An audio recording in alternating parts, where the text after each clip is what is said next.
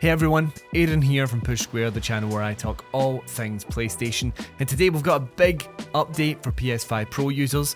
That's right, the long-rumoured PSSR 2 has actually made its debut with Resident Evil Requiem. The footage you're watching here today is from the PS5 Pro. You can watch the full first hour of gameplay on the channel as well if you want it without me talking over it. But yeah, this was rumoured for a while to be coming in 2026, basically a better version of PlayStation's Spectral Super Resolution, which is essentially an AI library that analyzes game images pixel by pixel to upscale them. And it's been used to boost resolutions for a bunch of games on the PS5 Pro. We've had a lot of, let's say, some debate as to how effective it has been. Some people find it to be really good. I think there's some games out there that have utilized it really well, particularly the Sony first party titles, but some games haven't quite meshed with it quite so well.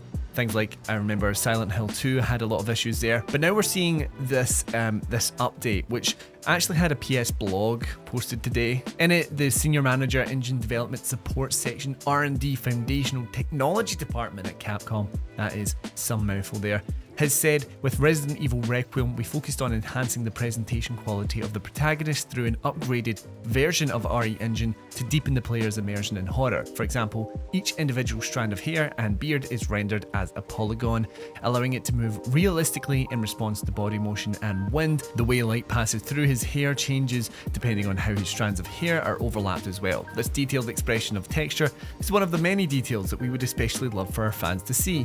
The upgraded PSSR has allowed us to elevate our expressiveness by successfully processing these details and textural particularities, which are traditionally difficult to upscale because of their intricacies. I've got to say, having played through the majority of Resident Evil Requiem at this point, it is hands down one of the best looking games on the PS5 Pro. There are some areas in this, particularly with ray tracing, that just look sublime. Now, it's gonna be somewhat small here. I'm going to put up two different images. We have the first image, which is Resident Evil Requiem with the original PSSR upscaling on the PS5 Pro, and then Resident Evil Requiem with the new PSSR. Yeah, it's one of those things you kind of have to look a bit closer, but it is there. I mean, those are the details that we're looking for. Now, this is, of course, coming out of the back of Project Amethyst, which is a partnership between Sony and AMD. We had Mark Cerny mention this thing a while ago. Yeah, this is essentially using AMD's FSR4 upscaling technology. It's a thing that PC gamers have had for a while, but we're now seeing the benefits of it through the PS5 Pro, and it seems like now we're potentially getting to the point where the PS5 Pro really steps up. Interestingly, in the PlayStation blog, we also had a mention here. I'm just going to read this out. We look forward to more news in March when multiple existing games upgrade to the improved PSSR. There will also be a system software update at that time. Selecting enhanced PSSR image quality in settings on PS5 Pro will allow you to experience the new PSSR with any PS5 Pro games that currently support PSSR.